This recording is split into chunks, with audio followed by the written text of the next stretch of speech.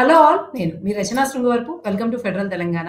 తెలంగాణలో గాంధీ సరోవర్ ప్రాజెక్ట్ ఇప్పుడు ఒక వివాదాస్పదమైనటువంటి విషయమైంది. కాంగ్రెస్ పార్టీ 70 ఏళ్ళు అప్పుడు ఉన్నప్పుడు, ఇప్పుడు కూడా ఎప్పుడూ కూడా గాంధీని ఒక అభివృద్ధి నమూనాగా చూపిస్తూ ఉంది. ప్రజల్ని ఆకర్షించడంలో కూడా గాంధీ అన్నది రాజకీయాలతో ఎప్పుడూ కూడా ఆ పదం అన్నది విలీనం అయిపోయింది. సో, ఈ నేపథ్యంలో గాంధీ సరోవర్ ప్రాజెక్టు పేరుతో అన్ని కోట్ల పెట్టి గాంధీ విగ్రహాన్ని కట్టడం అన్నది ఆయన మునిమనవడు అయినటువంటి తుషార్ గాంధీ కూడా స్వయంగా వ్యతిరేకించారు. ఈవెన్ గాంధీ బతికుంటే ఇటువంటి వాటిని ఎంకరేజ్ చేసేవాళ్ళు కాదని కూడా చెప్పారు. సో, ఇప్పుడు జరుగుతున్నటువంటి గాంధీ సరోవర్ ప్రాజెక్ట్‌ని గాంధీ సిద్ధాంతాలతో గాని, గాంధీ లైఫ్ స్టైల్‌తో గాని, గాంధీ చెప్పినటువంటి విషయాలతో గాని స కొంత సమన్వయం చేసి చూస్తే ఎలా చూడొచ్చు? అది దీనికి వ్యతిరేకమా? లేకపోతే అది అనుకూలం అనుకోవచ్చా? ఈ విషయాలన్నిటి గురించి మనతో మాట్లాడడానికి దేవేంద్ర గారున్నారు. దేవేంద్ర గారు సెస్‌లో పొలిటికల్ సైన్స్ ప్రొఫెసర్, అలాగే గాంధీవాది కూడా. దేవేంద్ర గారు welcome to federal Telangana. So, నమస్తే. డైరెక్ట్‌గా గాంధీ సరోవర్ ప్రాజెక్ట్‌కి వెళ్ళబోయే ముందు గాంధీ పేరుని ఈవెన్ చాలా ఉద్యమాలు చేసినప్పుడు, పర్యావరణ ఉద్యమాలు చేసినప్పుడు గావచ్చు గాని, ఏది చేసినా సరే ఒక రాజకీయంగా కూడా ఆ గ్రామ స్వరాజ్యం పేరుతో గాని, పథకాల పేరులో గాని కనిపిస్తూనే ఉంటుంది. సో, ఇప్పుడున్నటువంటి రాజకీయాల్లో ఈ గాంధీయ వాదాన్ని ఎంతవరకు చూడొచ్చు? అంటే ఆయన చెప్పిన దాన్ని, ఇప్పుడు వీళ్ళు చూపిస్తున్న దాన్ని ఎంత వ్యత్యాసం ఉంది? అసలు Gandhian life style in politics అంటే ఏంటి? దీని గురించి చెప్పండి. తర్వాత మనం ఈ ప్రాజెక్ట్ ఆలోచిద్దాం. ఖచ్చితంగా అండి. మనకు గాంధీ అనేది కేవలం వ్యక్తి కాదండి. మన రాజకీయాల్లో, ఇండియన్ పాలిటిక్స్‌లో అయినా, ఈవెన్ మన విదేశాల్లో అయినా గాంధీవాదాన్ని, గాంధీయన్ పాలిటిక్స్‌ని ఈ రోజుకి కూడా రిలవెంట్‌గా ఉండడానికి కేవలం వ్యక్తిగతంగా ఆయన పర్సనాలిటీ మాత్రమే ఒక రీజన్ కాదు. ఆయన ఆచరించిన మార్గాలు అప్పటి వరకు ప్రపంచ రాజకీయాలలో ఎవరు నడవని వంటి కొన్ని మార్గాలని అహింస వాదంతో హింసకి వ్యతిరేకంగా పోరాడడం అన్న ఒక కొత్త ఒరవడిని ఆయన సృష్టించడం వలన గాంధీ వాదాన్ని, గాంధీయన్ పాలిటిక్స్‌ని మనకు తెలిసిన రాజకీయాలలో చాలా యూనిక్‌గా ఉండడానికి కారణం.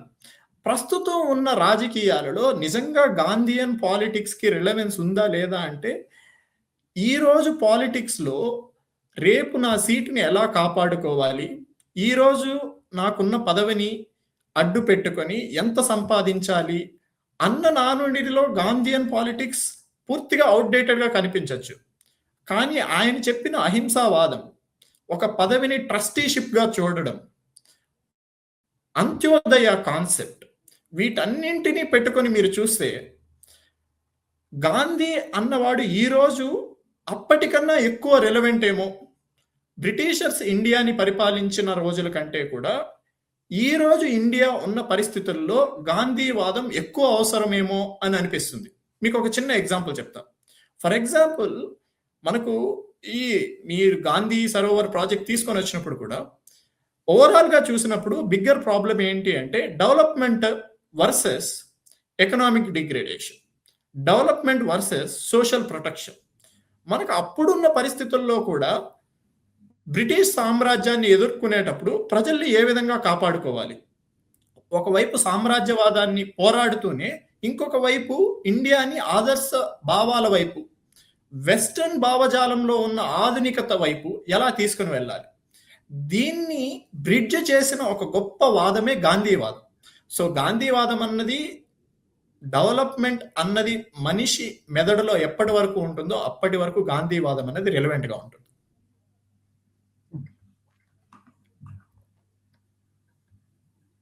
సరే, ఇప్పుడు విషయానికి వద్దాము. గాంధీవాదం ఎంత రిలవెంట్ అన్నది ఇప్పుడు ఇంకా ఎక్కువ రిలవెంట్ అని అనిపిస్తుంది అన్నారు కాబట్టి, ఇప్పుడున్నటువంటి సిట్యుయేషన్‌లో పొలిటీషియన్స్ ఇటువంటి ఒక మిగిలిన విషయాల్లో డైరెక్ట్‌గా డెవలప్‌మెంట్ అంటే ప్రజలు ఒప్పుకుంటారో లేదో తెలీదు గానీ, డైరెక్ట్‌గా వెళ్లి ఒక గాంధీ విగ్రహం పెట్టడానికో ఇట్లా అన్నప్పుడు, గాంధీని ఇప్పుడు ప్రజలు ఎలా చూసే అవకాశం ఉంది? ప్రభుత్వాన్ని ఎలా చూస్తారంటే వాళ్ళకి నచ్చకపోతే, అభివృద్ధి ఉంటే ఖచ్చితంగా వ్యతిరేకంగా ఉంటారు. సో, దీనివల్ల గాంధీవాదం మీద, గాంధీవాదాన్ని అవలంబించే వాళ్ళు, దాన్ని ఫాలో అనుకునే వాళ్ళ మీద ఎటువంటి అభిప్రాయం, ఎటువంటి ప్రభావాన్ని ఇది చూపిస్తుంది? అదొక బిగ్గర్ పిక్చర్‌లో చెప్పండి. దానివల్ల వచ్చే నష్టం ఏంటి? అదే అండి. ఇప్పుడు మనకు గాంధీవాదం, గాంధీ అన్న పేరు భారతీయుల నరనరాల్లోనూ ఇంకిపోయింది. మన దైనందిన జీవితంలో మనం ఎక్కడికెళ్ళినా గాంధీ పేరుని ఒక ఊరి పేరుగానో, ఒక వ్యక్తి పేరుగానో, ఒక ప్రోగ్రామ్ పేరుగానో రోజు చూస్తూ ఉంటాం. గాంధీ అంటే మనకు నిజంగా గుర్తొచ్చేది ఏంటి?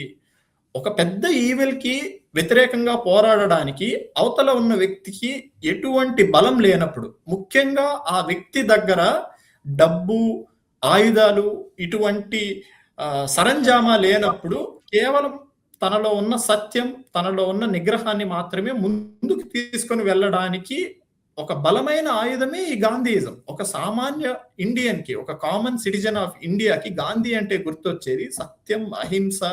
ఎంత గొప్ప సమస్యనైనా కానీ కేవలం తన మనోధైర్యంతో ఎదుర్కోగలను అన్న ఒక దృఢ సంకల్పం.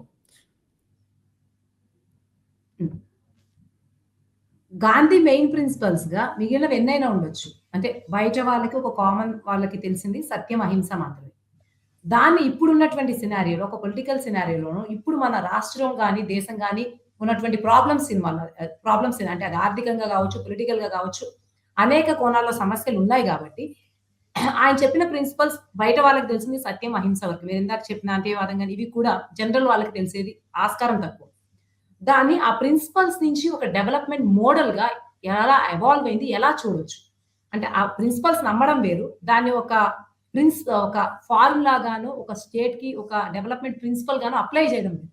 ఆ నమూనాగా ఎలా డెవలప్ అయింది? ఎవాల్వ్ అయింది? ఇప్పుడు ఆ పరిస్థితి ఎట్లా ఉంది? అది ఎలా డిగ్రేడ్ అవుతూ వచ్చింది? దాని గురించి చెప్పండి. గ్రామ స్వరాజ్యం గావచ్చు, ఉద్యమాలు గావచ్చు, ఇవన్నీ కూడా ఆ కాన్సెప్ట్‌తో వచ్చాయి కాబట్టి దాని గురించి చెప్పండి. ఇందాక నేను చెప్పినట్లు స్వతంత్ర పోరాటం అంటే కేవలం బ్రిటిష్ వాళ్ళని వెళ్ళగొట్టడమే కాదండి. ఇండియాని డెవలప్ ఏ విధంగా చేసుకోవాలి అన్న క్వెషన్ కూడా వచ్చింది. ఇది ఎప్పటినుంచో ఉన్న ప్రాబ్లమ్. ఎందుకు అంటే అప్పటికి వెస్టర్న్ సొసైటీ చాలా డెవలప్ అయిపోయింది. ఇండియాలో కూడా పాపులేషన్ ఎక్కువైపోవడం, సోషల్ నీడ్స్ ఉండటం, ఎకనామిక్ నీడ్స్ ఉండటం వలన ఎటువంటి డెవలప్‌మెంట్ ఫాలో అవ్వాలి అన్నది చాలా పెద్ద ప్రశ్న. దాదాబాయి నౌరోజీ, జవహర్లాల్ నెహ్రూ, ఆర్‌సి దత్ ఇటువంటి ఎకనామిస్టులు, సోషలిస్టులు రకరకాల వాళ్ళు రకరకాల ఫార్ములాని తీసుకొనొచ్చారు. మనకు ఇండియన్ ఎకనామిక్ హిస్టరీ చూస్తే బాంబే ప్లాన్ అని, కోల్‌కతా ప్లాన్ అని, పీపుల్స్ ప్లాన్ అని రకరకాల ప్లాన్స్ వచ్చాయి. కానీ గాంధీ తను మొదటి నుంచి కూడా తనకి ఒకవేళ డెవలప్‌మెంట్‌ని రావాల్సొస్తే, ఇండస్ట్రియలైజేషన్‌ని తీసుకొని రావాల్సొస్తే ఏ విధంగా తీసుకురావాలి అన్నది చాలా క్లియర్ ఐడియా కలిగి ఉన్నవారు. మనకు ఆయన ఎర్లీ 19 సెంచరీలో హిందూ స్వరాజ్ అని ఒక పుస్తకం రాయడం జరిగింది. దాంట్లో ఆయన ఒకవేళ ఇండస్ట్రియలైజేషన్‌ని నిజానికి గాంధీ గారు వెస్టర్నైజ్డ్ మోడల్ ఆఫ్ డెవలప్‌మెంట్‌కి చాలా వ్యతిరేకం. ఈ కన్స్యూమరిజం ఏదైతే ఉందో అది వాంట్స్‌ని అంటే మనిషి యొక్క కోరికల్ని అపరిమితంగా పెంచుతూనే ఉంటుంది. మనకి ఎన్ని సౌకర్యాలు వచ్చినా కానీ మనిషికి ఒక సాటిస్ఫాక్షన్, ఒక ఆత్మ సంతృప్తి అన్నది దొరకదు. కాబట్టి ఈ అవసరాల్ని తగ్గించుకొని మనకు ఉన్న దాంట్లో ఏ విధంగా సంతృప్తి చెందాలి అన్న ఒక బ్రాడర్ ఐడియాలజీని ఆయన అందరికీ కూడా చెప్పడం జరిగింది. దాంట్లో భాగంగానే కానీ మారుతున్న దైనందిక జీవన సరళిలో ఒకవేళ ఇండస్ట్రియలైజేషన్‌ని తీసుకొని వస్తే, ఆ ఇండస్ట్రియలైజేషన్ మనిషి క్యారెక్టర్‌ని గొప్పగా ఉంచగలుగుతుందా లేదా? మనిషి యొక్క బేసిక్ నెసెసిటీస్‌ని తీర్చడానికి అది ఏ విధంగా ఉపయోగపడుతుంది? ఆయన public services, especially public services గురించి మనకు చాలా ఫేమస్ కొటేషన్ ఆయన చెప్తారు. ఒక ప్లాన్ కానీ, ఒక డెవలప్‌మెంట్ యాక్టివిటీ గాని, ఒక ప్రోగ్రామ్ కానీ, ఒక పబ్లిక్ సర్వెంటో, ఒక పాలిటీషియనో తీసుకొని రావాలనుకున్నప్పుడు close your eyes and imagine the purest man or the weakest man that you have ever come across. And now you think, does your plan do any use to them? మన కళ్ళు మూసుకొని ఒక poorest person గురించి imagine చేసుకున్నప్పుడు మనం తీసుకునే ఒక చర్య, అది ప్లాన్ కావచ్చు, ప్రోగ్రామ్ కావచ్చు, ఒక డెవలప్‌మెంటల్ యాక్టివిటీ కావచ్చు, ఆ దారిద్ర్యంలో ఉన్న మనిషికి నిజంగా ఉపయోగపడుతుందా లేదా అన్న ప్రశ్న మనల్ని మనం వేసుకుంటే, ఒక ప్రభుత్వ అధికారి కానీ, ఒక రాజకీయ నేత కానీ నిజంగా ఆ ప్రశ్నకి ఆన్సర్ చేసే విధంగా ఉంటే ఆ కార్యక్రమాన్ని ముందుకు తీసుకొని వెళ్ళాలి అని చెప్పాడు. అదేవిధంగా ఇండస్ట్రియలైజేషన్ అన్నది ఇప్పుడు మూసీ రివర్ డెవలప్‌మెంట్‌లో కూడా రీస్టోరేషన్‌ని ఆయన ఖచ్చితంగా సపోర్ట్ చేసేవాడేమో. గాంధీ ఒకవేళ నిజంగా ఈ రోజు ఉంటే మహాత్ముడి అస్థికల్ని 1948లో ఈ మూసీలోనే కలిపారు. నిజంగా ఆయన బతికి ఉంటే ఖచ్చితంగా రీస్టోరేషన్‌ని సపోర్ట్ చేసేవాడు. దీన్ని శుద్ధి చేయాలి, పరిశుభ్రతకి ఎంతో ఇంపార్టెన్స్ ఇచ్చిన వ్యక్తి గాంధీ. కానీ బ్యూటిఫికేషన్ కాదు. కేవలం మన ఆనందం కోసం ఎన్వైరన్మెంటల్ డిగ్రేడేషన్ చేసి అక్కడ ఏదో ఒక పెద్ద కాంక్రీట్ కన్స్ట్రక్షన్ ని తీసుకొని వచ్చి బ్యూటిఫికేషన్ పేరుతో అన్నెసెసరీ డెవలప్మెంట్, అది కూడా ఎవరి డెవలప్మెంట్ గురించి మనం చెప్తున్నాం? ఇక్కడ రీహాబిలిటేషన్ చేసి అక్కడ ఉన్న వాళ్ళని వేరే చోటకి మార్చి ఎవరికి ఆనందాన్ని కలిగించడానికి మనం చూస్తున్నామన్న ప్రశ్న ఖచ్చితంగా ఆయన వేసేవాడు. సో డెవలప్మెంట్ అన్నది గాంధీయన్ పర్స్పెక్టివ్ లో చిట్ట చివరి వ్యక్తికి అంత్యోదయ డెవలప్మెంట్ ప్లాన్, చిట్ట చివరి వ్యక్తికి కూడా మనం చేసే డెవలప్మెంట్ యాక్టివిటీ హెల్ప్ చేసే విధంగా ఉంటే అటువంటి ప్లాన్ ని ముందుకు తీసుకొని వెళ్ళాలి అని చెప్పింది గాంధీయన్ మార్గం. సో ఇంకొకటి చెప్పండి, మీరు తెలంగాణ 2014లో వచ్చినప్పటి నుంచి చూస్తూ ఉన్నారు. సో కాంగ్రెస్ ప్రభుత్వం అయితే ఫస్ట్ టైం వచ్చింది కానీ, సో ఆల్మోస్ట్ ఆల్ ఇక్కడ కూడా కేసీఆర్ కావచ్చు, తెలంగాణ స్టేట్ రావడం కూడా ఒక రీజనల్ స్పిరిట్‌తో స్వాతంత్రం తెచ్చుకున్న కాంక్షతో వచ్చింది. దీన్ని కూడా ఇండియా పర్స్పెక్టివ్, తెలంగాణ పర్స్పెక్టివ్ చూసా కొంత అలా చూడొచ్చు. ఆ సిమిలారిటీ ఉంది. సో ఈ నేపథ్యంలో ఈ 10 ఏళ్లలో ఎక్కడైనా సరే, ఎందుకంటే హైదరాబాద్ చాలా డెవలప్ అయింది. ఏఐ సమ్మిట్స్ గాని అన్నీ జరుగుతూ ఉన్నాయి. ఎక్కువ మంది ఎంప్లాయ్‌మెంట్ కోసం వస్తున్నారు. కోట్‌లో జీడీపీ మనది స్టేట్ పర్ క్యాపిటా కూడా ఆల్మోస్ట్ ఆల్ హైయెస్ట్ ఉంది నార్త్‌తో పోలిస్తే. సో ఈ అన్ని సినారియోల్లో ఈ 10 ఇయర్స్ ఎవల్యూషన్ వరకు చూసుకుంటే, 12 ఇయర్స్ ఎవల్యూషన్ వరకు చూసుకుంటే, ఈ డెవలప్‌మెంట్‌లో గాంధీయన్ ప్రిన్సిపల్స్ ఎంతవరకు తోడ్పడినాయి అనుకున్నారు? దాన్ని డెవలప్‌మెంట్‌గా గాంధీ చూసేవారా? అంటే మీరు ఆయన్ని చదివిన ప్రకారం, ఆయన లైఫ్ స్టైల్ ప్రకారం దీన్ని డెవలప్‌మెంట్ అనుకోవచ్చా? ఈ డెవలప్‌మెంట్‌లో తెలంగాణ వరకు ఉన్నటువంటి కామన్ మ్యాన్, లాస్ట్ మ్యాన్ వరకు అందుతుంది అనుకుంటున్నారా? మీరేమనుకుంటున్నారు? ఫస్ట్ ప్రిన్సిపల్ అండి, మనం దాదాపు అర్ధ శతాబ్దం పాటు కొట్లాడి తెచ్చుకున్న Telangana one of the major reason concentration of development, concentration of wealth. అది సోషల్గా అయినా కావచ్చు, ఎకనామిక్ పరంగా అయినా కావచ్చు. డెవలప్మెంట్ అన్నది జరుగుతోంది, కాదనలేము. మనం జీడిపి తీసుకున్నా, జీడిపి పర్ క్యాపిటా తీసుకున్నా, లేదా అగ్రికల్చర్ ప్రొడక్షన్ తీసుకున్నా ఖచ్చితంగా డెవలప్మెంట్ జరుగుతుంది. డెవలప్మెంట్ కన్నా కూడా గ్రోత్ ఖచ్చితంగా ఉంది, దాన్ని ఎవరు డినై చేయలేరు. ప్రాబబ్లీ గాంధీయన్ ప్రిన్సిపల్స్ లో మనం దాన్ని ఇప్పుడున్న పరిస్థితుల్లో పెట్టి చూడడం కష్టం అవ్వచ్చేమో, కానీ గ్రోత్ జరుగుతుంది అన్న విషయాన్ని ఎవరూ కూడా కొట్టివేయలేరు. కానీ ఈ డెవలప్మెంట్ అన్నది ఎంత బాగా డిస్ట్రిబ్యూట్ అవ్వగలుగుతుంది? గాంధీయన్ పాలిటిక్స్ లోనే కాదు, ఆ తర్వాత వచ్చిన ఏ ప్రిన్సిపల్ అయినా చూడండి, స్టేట్ గవర్నమెంట్ అన్నది ఎందుకుంది? ఈ ఇన్ఈక్వాలిటీస్ ని తగ్గించడానికి. డెవలప్మెంట్ జరుగుతున్నప్పుడు సమన్యాయం అన్నది ప్రతి వర్గానికి చెందాలి, ప్రతి వ్యక్తికి కూడా ఆ డెవలప్మెంట్ లో భాగం అవ్వడానికి ఒక అవకాశం ఉండాలి.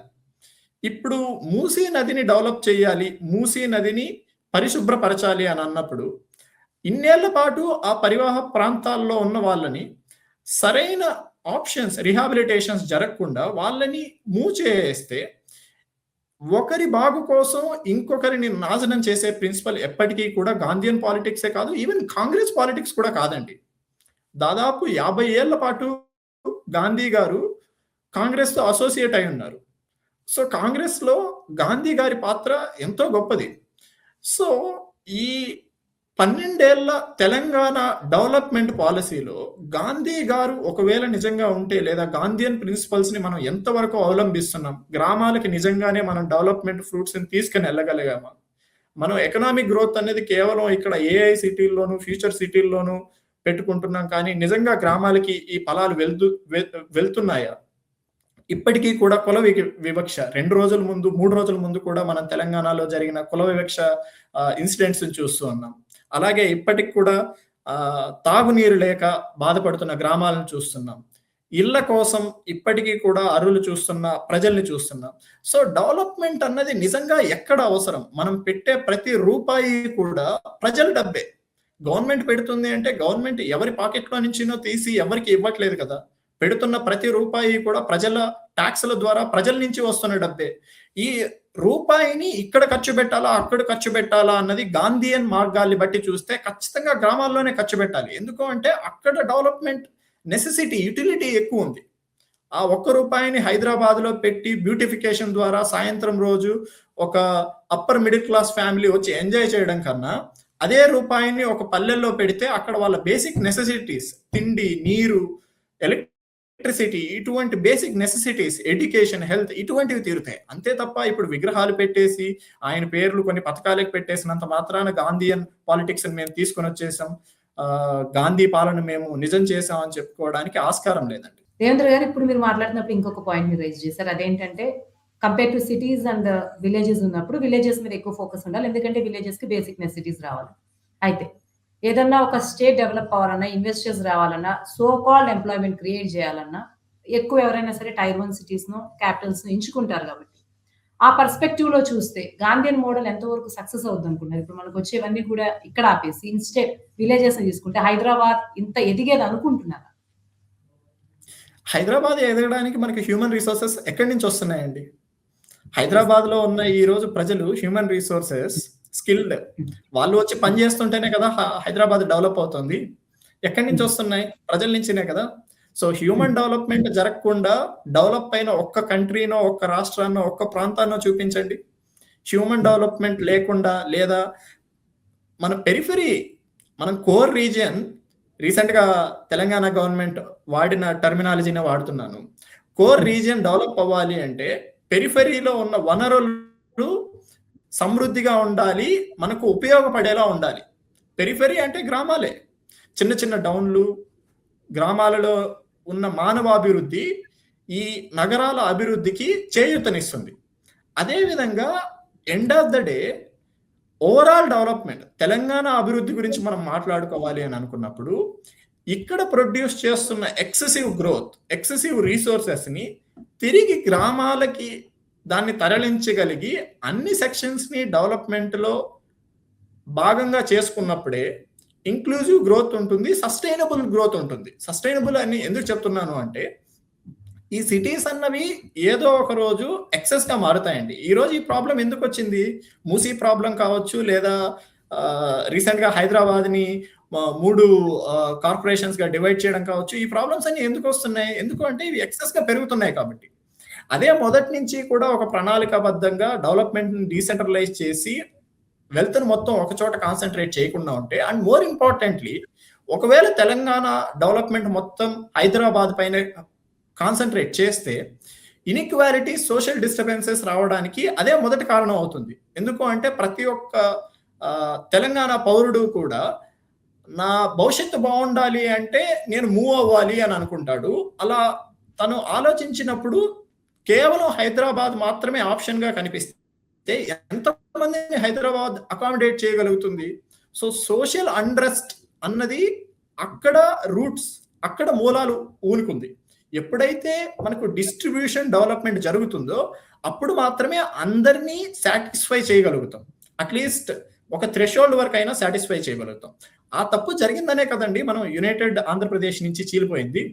50 ఏళ్లలో మనకు ఆ ఫలాలన్నీ అందలేదు కాబట్టే మనం ఇటువంటి ఉద్యమాన్ని చేసి తెలంగాణను తెచ్చుకున్నాం. తిరిగి అదే తప్పును చెయ్యాలి అని గవర్నమెంట్ చేస్తున్నప్పుడు ప్రతి పౌరుడు కూడా ఇది కరెక్ట్ కాదు అని చెప్పాల్సిన సమయం ఇది.